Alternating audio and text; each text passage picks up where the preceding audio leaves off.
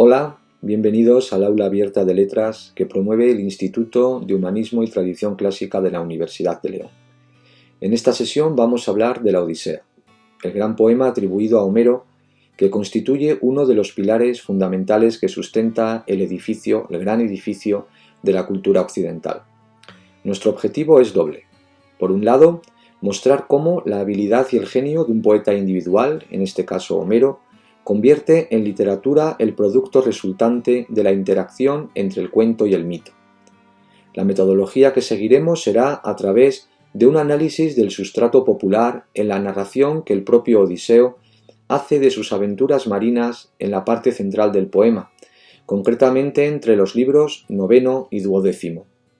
Así, mi disertación constará de 3 partes. Primero, tras delimitar someramente los conceptos de mito y cuento popular, analizaré la estructura general del poema para ubicar el momento de la narración del protagonista, del héroe, de Odiseo, en el palacio del rey Alcinoo a los Feacios. Luego expondré el sustrato popular de algunas de sus aventuras y terminaré con una conclusión ejemplificadora sobre el genio y la técnica compositiva del poeta que vuelve y convierte en literatura lo que eran simplemente cuentos populares independientes.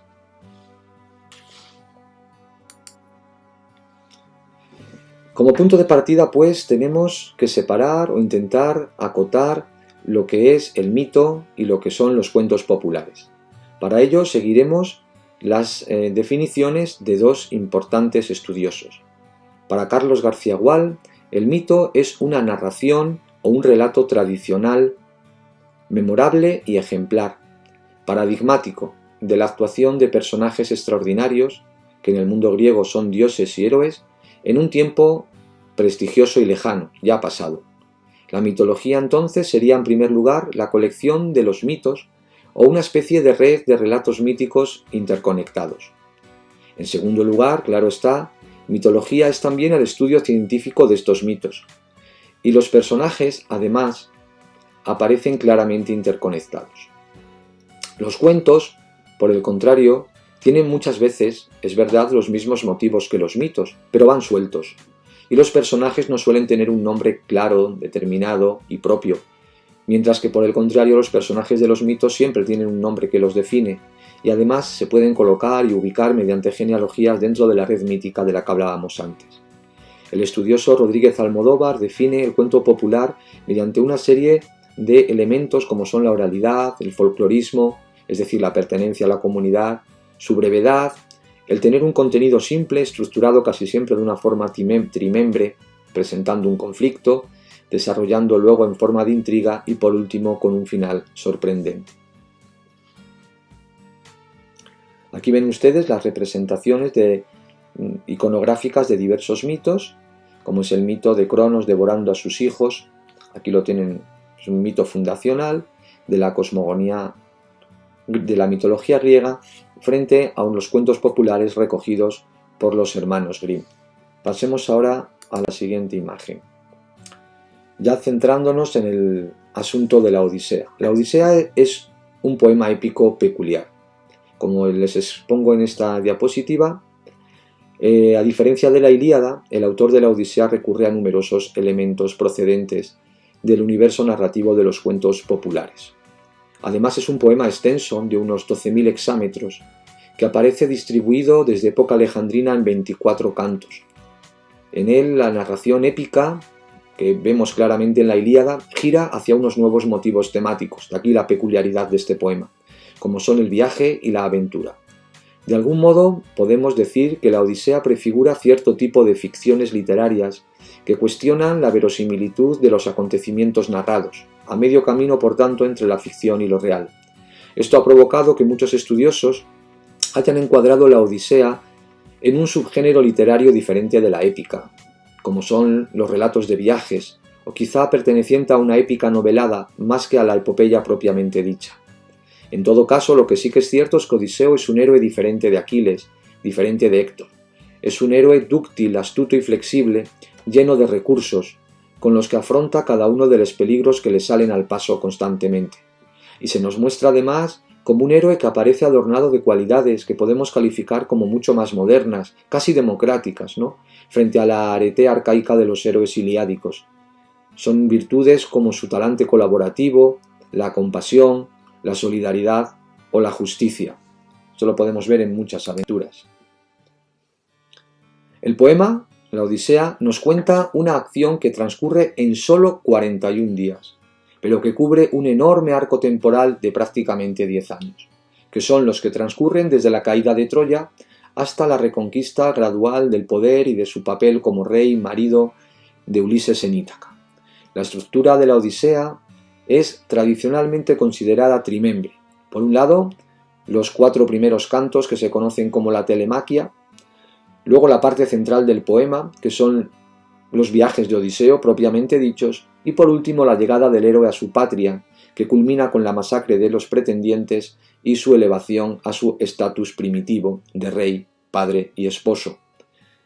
Por eso cuando decimos que la Odisea es un poema de viajes, debemos pensar que más de la mitad del poema, o al menos la mitad del poema, transcurre en tierra firme y no solamente en el mar. Pero sobre todo, lo importante de la Odisea es que la organización del material narrativo por parte del poeta, desde luego un poeta genial, gira en torno al asunto de la identidad frente a la alteridad, el reconocimiento de la propia identidad del héroe como un ser humano, definida claramente frente a lo que no es, y además a la recuperación de aquello que determina esta identidad, es decir, su kleos, su honra de héroe ya en Ítaca. Odiseo avanza en este autorreconocimiento desde una posición épica de comandante de una flota de 12 barcos, que lo vemos claramente en las 5 primeras aventuras, hasta una total soledad, que es como llega. Llegan las últimas aventuras y al final también así a Ítaca, llegando a ser solo el capitán que llega sin compañeros. Aquí en este cuadro que les presento aparecen claramente delimitados los días, que son los 4 primeros cantos que transcurren en Ítaca, en Pilos y en Esparta, y que podemos denominar como Ítaca sin Odiseo. Todos los personajes hablan, echa de menos al héroe, pero el héroe no está. A partir del canto quinto y en los sucesivos, que transcurren ya desde la isla de Calipso hasta la isla de los Feacios, Odiseo se encuentra solo y sin Ítaca, es lo que tienen en común, y son narraciones a partir del canto 12º, aquí en la isla de los Feacios, en los que el héroe Odiseo relata a todos los personajes de la corte todas las aventuras que ha transcurrido en esos años anteriores. A partir del canto número 13 y en todos los siguientes, Odiseo ya se encuentra en Ítaca. Es por tanto el relato de un gradual ascenso hasta la recuperación de su estatus anterior. Esto culmina con la prueba del arco, que todo el mundo conoce, y mediante la cual el héroe consigue recuperar su posición de liderazgo como rey frente a los pretendientes. Por último, nos queda subrayar que el héroe se reencuentra con su padre y que los dioses intervienen en esta nueva recuperación.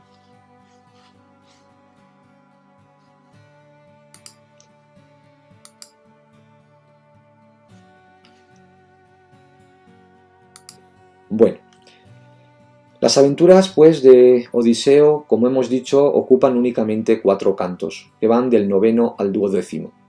Y además es un relato efectuado en primera persona, lo que aporta mayor grado de verosimilitud.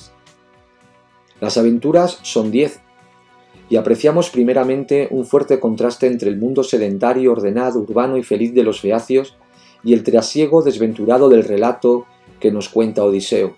Un relato que sucede en espacios fuera de las coordenadas espaciotemporales conocidas para los hombres, que son definidos como comedores de pan, espacios donde no rigen tampoco los valores de heroísmo ni de hospitalidad que tienen vigencia en el mundo antes conocido, ni la piedad ni la justicia hacia los dioses.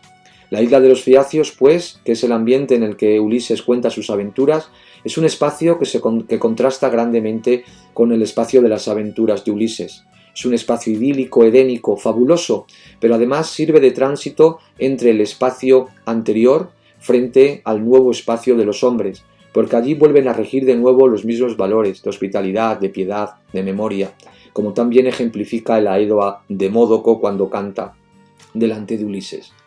Las aventuras, entonces, 10 aventuras, diferentes en extensión y tono, se ordenan de manera alternante, hábilmente, y aunque en todas ellas el peligro latente o evidente es no alcanzar el retorno a Ítaca, se dan de manera distinta. En las impares el peligro es la muerte, en las pares en cambio el peligro es el olvido, debido a un exceso de confort o de acogimiento.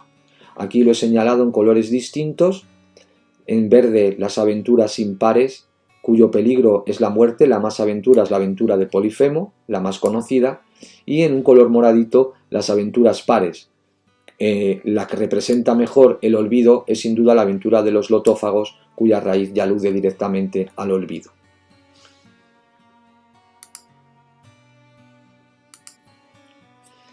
Por último, aquí tenemos las aventuras de Odiseo relacionadas con los cuentos populares según las clasificó Arne Thompson, ¿no?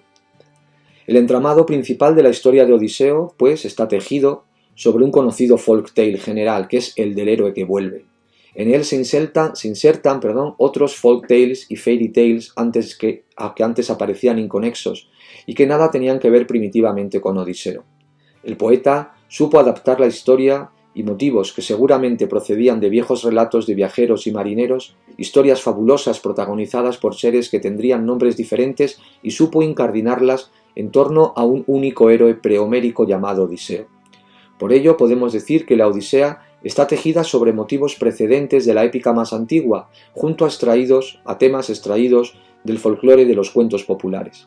Como muestra de la habilidad de Homero, tomemos el ejemplo de la aventura con Polifemo. Para este elaborado relato, el más largo, que es el que ocupa nada menos que casi 500 versos del canto noveno, el poeta funde dos cuentos populares independientes, y además añade un elemento crucial nuevo que hilvana este cuento resultante, en la aventura de Polifemo, con la primera aventura narrada, con lo cual la hace formar parte claramente de un continuum, la aventura de los Cicones.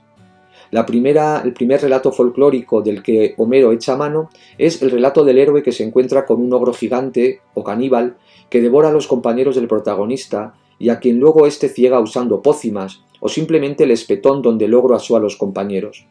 Luego el héroe siempre huye de su cueva o castillo gracias a la piel de un animal bajo la que se oculta y, por último, sigue el intento del ogro de atraer de nuevo al héroe con ayuda de un objeto mágico, que normalmente es un anillo que casi siempre responde con voz propia a la llamada del ogro y que delata la situación del héroe en la huida. La segunda línea folclórica que toma Homero es la del héroe que se burla de una especie de duende o demonio maligno, pero nunca un devorador de hombres, dándole un nombre falso, casi siempre yo mismo. Pues bien, Homero crea una nueva aventura, una nueva historia, refundiendo ambos cuentos, bien diferenciados en el folclore universal, y además los introduce de una manera muy habilidosa, con variaciones y adiciones. Polifemo, no simplemente un ogro solitario del cuento, sino el señor en una comunidad de cíclopes, y el asunto del vino y la borrachera, está ausente de los folktales y presente hábilmente en el relato homérico. Con el vino que le había dado un sacerdote en la primera aventura de los Cícones por haberle salvado la vida, Homero urde ambas historias en el tiempo y consigue dotar de una finalidad etiológica y moralizante a la aventura. La aventura con Polifemo representa el punto más externo, más radical de la alteridad, de lo contrario al comportamiento humano, de un mundo al revés en el que el héroe sale triunfante finalmente gracias a su inteligencia práctica, a su metis. Lo mismo ocurre en otras aventuras, por ejemplo en la que sigue, la de la isla Eolia, que la tenemos aquí, la aventura del episodio de Scylla y Charybdis, y la isla Eolia, que es la aventura con Circe. En la aventura Eolia, nada menos, aparece el motivo popular del saco de los vientos. En este extendido folktale, hechiceros o vendedores de vientos proporcionan al héroe un pañuelo con 3 nudos mágicos, que al desatarlos convocan un viento diferente. Aquí el poeta de la Odisea crea la figura de Eolo y con ello dota a la aventura de una funcionalidad diferente, en la globalidad del relato.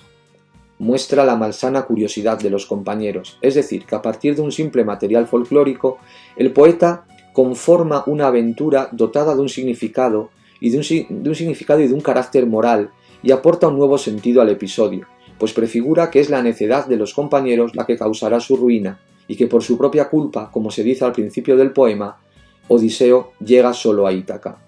El mundo de lo abominable, de lo que no es propio de los hombres, está presente también en la aventura de los lestrígones. Estos gigantes caníbales del folktale representan la extrema alteridad, su desprecio a las leyes de la hospitalidad y su canibalismo, así lo indican.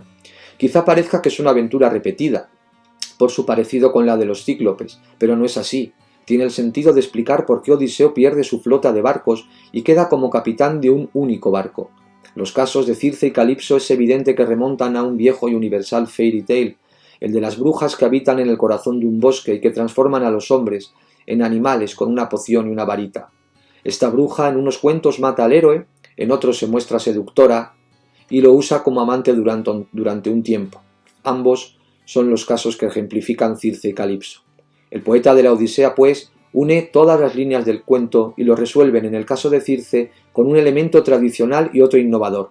Innovador sin duda es la aparición del dios auxiliador Hermes, que proporciona la raíz del antídoto Moli, y tradicional es el ataque del héroe a la hechicera y su derrota final.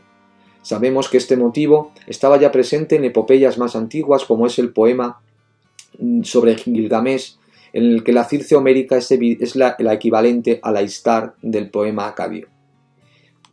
Terminamos pues, y basten estos ejemplos indicados para mostrar el sustrato homérico de las aventuras que Odiseo cuenta a los feacios. Muchas gracias.